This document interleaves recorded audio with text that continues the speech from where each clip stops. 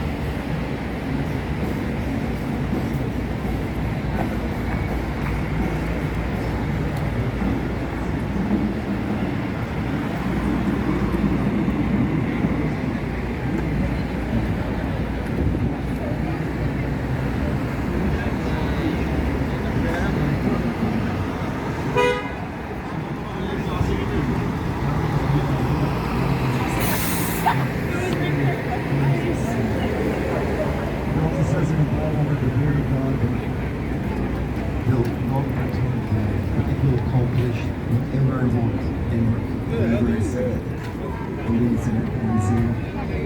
You see, the word of God is active and live, and it's working in you right now. You're either accepting it or you are rejecting it. You're either for Jesus or you are against Jesus. And I'm calling it by the foolishness of preaching to please get right with the Lord, accept it, accept Jesus as your Lord and Savior. Turn to God, read your Bible. God bless you, sir. God bless you.